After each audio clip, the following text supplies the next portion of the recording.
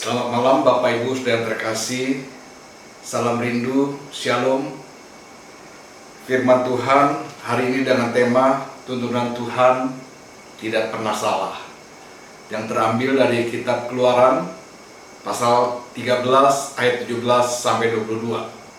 Saya akan membacakan untuk Bapak dan Ibu.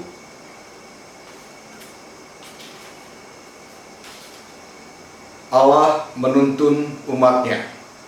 Setelah Firaun membiarkan bangsa itu pergi, Allah tidak menuntun mereka melalui jalan ke negeri orang Filistin, walaupun jalan ini yang paling dekat.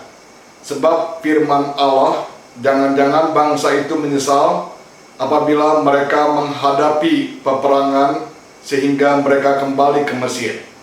Tetapi Allah menuntun bangsa itu berputar melalui jalan di padang gurun menuju ke Laut Teberau. Dengan siap sedia berperang, berjalanlah orang Israel dari tanah Mesir. Musa membawa tulang-tulang Yusuf, sebab tadinya Yusuf telah menyuruh anak-anak Israel bersumpah dengan sungguh-sungguh, Allah tentu akan mengindahkan kamu, maka kamu harus membawa tulang-tulangku dari sini. Demikianlah mereka berangkat dari Sukot dan berkemah di Etam, di tepi padang gurun. Tuhan berjalan di depan mereka pada siang hari dalam tiang awan untuk menuntun mereka di jalan, dan pada malam dalam tiang api untuk menerangi mereka, sehingga mereka dapat berjalan siang dan malam dengan tidak beralih. Tiang awan itu tetap ada pada siang hari dan tiang api pada waktu malam di depan bangsa itu. Sampai di sini pembacaan firman Tuhan. Yang berbahagia adalah setiap orang yang membaca firman Tuhan, merenungkannya, dan memeliharanya dalam hidup sehari-hari. Di zaman serba canggih sekarang ini, tak sulit kita untuk menemukan alamat atau suatu tempat. Sudah sekalian, dengan aplikasi tertentu misalnya Waze atau Google Map, maka dengan mudah kita bisa mencari lokasi di mana kita akan temui. Beberapa tahun yang lalu, pada masa liburan kami sekeluarga dari Yogyakarta, dan kami akan menuju ke permandian air panas Guci. Kami lewat jalur selatan, menjelang puluhan kilometer ke perbatasan Wangon. Kami membuka Google Map dan ternyata ada arahan jalan menuju permandian air panas Guci. Nah, saudara sekalian, kami mulai mengikutinya, dan kami yakin bahwa kami dapat sampai ke sana dengan waktu yang relatif singkat karena kami potong jalan. Namun saudara sekalian, pada waktu kami berjalan dan berjalan, memang tidak merasa apa-apa. Jalan masih besar, jalan masih bisa dilalui dengan banyak kendaraan. Tetapi tatkala kami makin lama makin tinggi, kami ternyata mendapatkan kesulitan. Bukan jalan yang besar, tetapi jalan yang sempit. Bahkan jalan yang kami lewati pas untuk satu mobil saja. Sudah sekali di tengah-tengah kondisi seperti itu, mulailah kami mulai khawatir. Karena apa? Hari sudah mulai gelap, dan juga jarang sekali kami menemui orang. Sudah sekalian, hujan sudah mulai turun, bukan hanya gerimis tapi sudah mulai membesar. Dan pada waktu itulah kami sudah mulai was-was, jangan-jangan kami salah dituntun oleh Google Map. Memang perkiraan kami benar, saudara sekalian. Pada waktu kami sudah dalam kondisi yang tidak bisa maju lagi, kami berjumpa dengan seseorang dan kami bertanya, Pak, kemana kami, jalan mana yang harus kami tempuh untuk sampai ke Guci?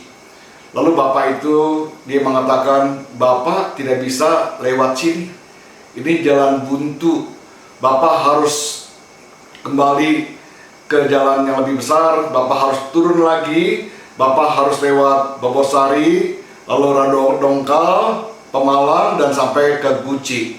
Atau Bapak bisa lewat Bumiayu. Nah, saudara sekalian, saya bisa bayangkan, dalam perjalanan yang kami sudah tempuh 2 jam lebih, ternyata kami harus putar kembali. Saya percaya bahwa pengalaman yang pernah saya alami ini Bapak Ibu juga pernah alami. Kita berharap dapat tuntunan lewat kemajuan teknologi supaya dapat sampai dengan cepat, dengan mudah, ternyata salah. Dalam pembacaan firman Tuhan hari ini, saudara sekalian, kita melihat ketika bangsa Israel baru saja keluar dari tanah Mesir, maka Allah tidak menuntun mereka melalui jalan pintas, jalan yang terdekat, tetapi Allah menuntun mereka melalui jalan yang berputar, jalan yang cukup jauh, saudara sekalian, harus melewati Laut Teberau.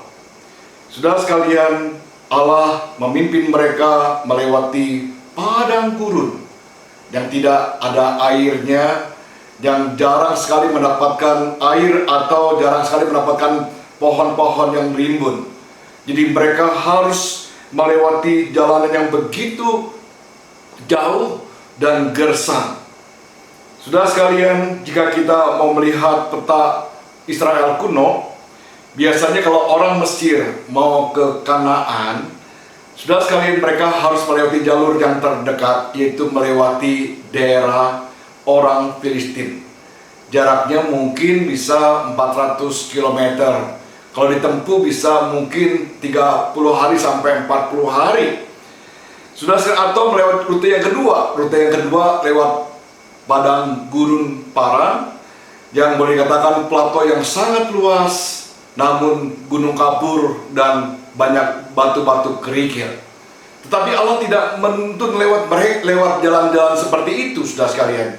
Justru Allah menuntun lewat jalur selatan, jalan yang begitu panjang dan menempuh jarak yang sangat jauh, yang sangat lama, sampai 40 tahun.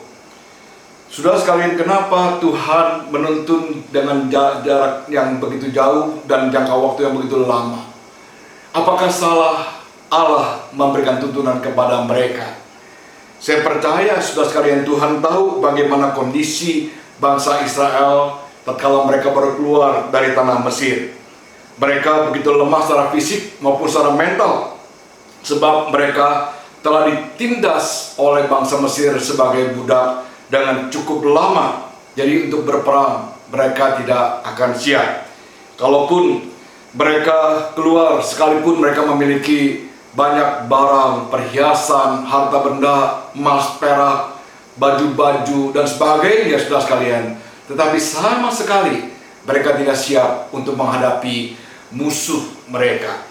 Itulah sebabnya, saudara sekalian, tatkala Tuhan tahu dalam kondisi mereka, Tuhan sengaja mengajak mereka berjalan berputar. Karena apalagi orang-orang Filistin adalah bangsa yang hebat, tentara-tentara yang kuat.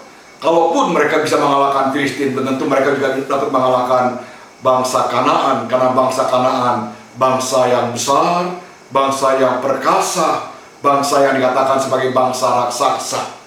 Nah, saudara sekalian, Tuhan tahu akan kondisi mereka karena mereka selama 400 tahun lebih mereka diperbudak. Oleh sebab itu mereka punya mental budak, bukan mental prajurit yang mampu bertempur. Saudara sekalian, Tuhan sengaja menuntun mereka jalan dengan jalan berputar. Jalan yang Tuhan tuntun bukan berarti jalan yang tanpa kesulitan. Kalau kita membaca dalam Keluaran pasal 14 dan selanjutnya, kita akan melihat berbagai kesulitan mereka hadapi. Misalnya dalam pasal ke-14, di depan Pi Hahirot, di depan Baal Zefon, mereka sangat ketakutan karena mereka dikejar oleh bangsa Mesir. Dari belakang mereka dikejar musuh. Di depan mereka itu adalah Laut Teberau. Itu merupakan pengalaman yang sangat sulit dalam hidup mereka. Dalam pasal 15 kita melihat di Mara dan di Elim mereka berjalan tanpa mendapatkan air. Kesulitan yang luar biasa. Mereka tidak mendapatkan air. Namun tatkala mereka mendapatkan air, dikatakan air itu pahit luar biasa. Dalam pasal 16 di padang gurun Sin, mereka kelaparan karena perbekalan mereka telah habis. Ini merupakan pergumulan tersendiri. Di dalam pasal 17 di Masa dan di Meriba, mereka juga tidak menemukan air, sehingga mereka bersungut-sungut. Mereka melawan Allah dan melawan Musa. Saudara sekalian, Allah menuntun mereka bukan lewat jalan pintas, tetapi dalam jalur yang begitu panjang, karena Allah punya maksud rencana yang tersendiri. Rencana Tuhan memang berbeda dengan rencana manusia. Rancangan Tuhan memang berbeda dengan rancangan manusia. Allah ingin mengajar, Allah ingin membentuk, Allah ingin mendewasakan umat pilihannya dari bangsa yang berkenan di hadapan Allah dan siap untuk menduduki tanah perjanjian. Melalui rute yang panjang dan banyak menghadapi kesulitan, namun Tuhan tidak pernah meninggalkan mereka. Tuhan tetap bersama dengan mereka. Dalam ayat 21 dan 22 dikatakan, Tuhan berjalan di depan mereka pada siang hari dalam tiang awan untuk menuntun mereka di jalan, dan pada malam dalam tiang api untuk menerangi mereka, sehingga mereka dapat berjalan siang dan malam dengan tidak beralih. Tiang awan itu tetap ada pada siang hari dan tiang api itu pada malam hari. Sekalipun ada kesulitan, ada masalah, ada persoalan yang mereka jumpai, Allah tidak pernah meninggalkan mereka. Saudara sekalian, ada tata. Tata singkatan dari tiang awan dan tiang api yang menyertai mereka. Tiang awan dan tiang api lambang daripada kehadiran Tuhan di tengah-tengah umatnya. Penyertaan Allah bukan hanya sekedar melindungi mereka dari panasnya sengatan matahari pada siang hari, atau melindungi mereka dari hawa dingin pada malam hari, atau melindungi mereka dari binatang buas, tetapi Tuhan melindungi mereka secara khusus. Tuhan menjaganya secara khusus, secara istimewa, sebab mereka adalah bangsa pilihan Tuhan. Pemazmur seringkali melukiskan bahwa Tuhan sebagai gunung batu, kota benteng, perisai. Tuhan menjaga umatnya sedemikian rupa, sebab Tuhan itu sayang kepada umat pilihannya, seperti Tuhan menjaga biji matanya. Saudara sekalian, bukan hanya Tuhan menjaga dan Tuhan melindungi, tetapi juga Tuhan memelihara dalam setiap keadaan. Dalam setiap waktu kehidupan bangsa Israel, sekalipun mereka berjalan menempuh jarak yang sangat jauh, menempuh waktu yang sangat lama, tetapi Allah tidak pernah meninggalkan mereka. Allah selalu beserta dengan mereka. Saya percaya pandemi COVID-19 ini, saudara sekalian, berdampak dalam kehidupan kita masing-masing. Mungkin ada di antara saudara yang telah dirumahkan, kehilangan pekerjaan, kehilangan pemasukan.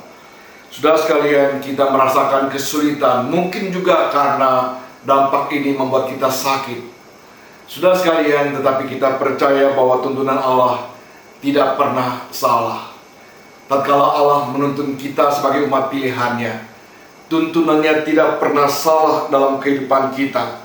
Sekalipun kita menghadapi kesulitan, sekalipun kita menghadapi persoalan, ingat saudara sekalian, Allah lah tempat perlindungan kita. Dia yang menjaga kita.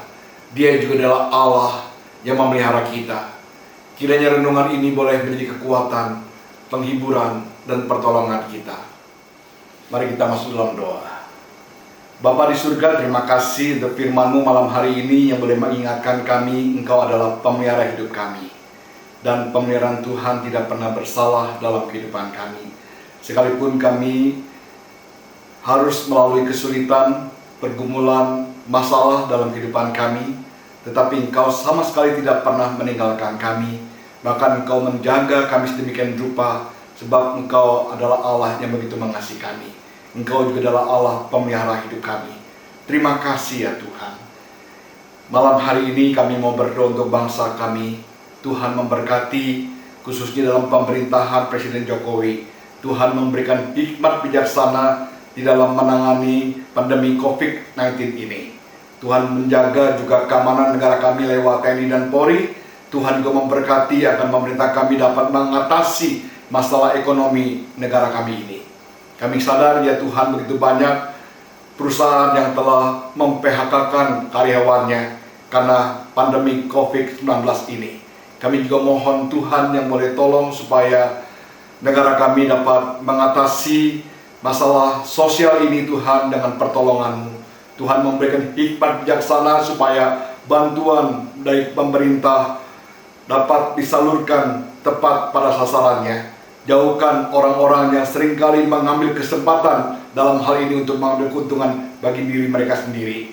Kami tak lupa juga mendoakan gereja. Kami juga mau berdoa untuk gereja-gereja Tuhan di Indonesia ini. Kami mohon Tuhan yang boleh berkarya supaya gereja-gereja Tuhan juga dapat terbuka mata rohaninya, dapat memberikan bantuan kepada masyarakat sekitarnya. Demikian juga untuk ormas-ormas, perkumpulan-perkumpulan, kelompok-kelompok sosial, dia boleh ikut ambil bagian dalam bahu-membahu mengatasi masalah sosial ini di negara kami ini. Bapa di surga, kami tak lupa juga mendoakan anak-anak-Mu, anggota jemaat GKI Harapan Indah dan simpatisan. Tuhan tolong mereka di tengah-tengah kesulitan ekonomi. Tuhan yang boleh membuka jalan. Berkati juga dalam kehidupan kerohanian kami, jaga dan pelihara sehingga kami senantiasa diberkati juga dengan tubuh yang sehat, demikian juga rohani yang sehat. Terima kasih Tuhan untuk kesempatan kami boleh bersama-sama beribadah pada malam hari ini. Kami bersyukur, kami berdoa dalam nama Tuhan Yesus Kristus. Amin. Sampai jumpa, Tuhan memberkati. Amin.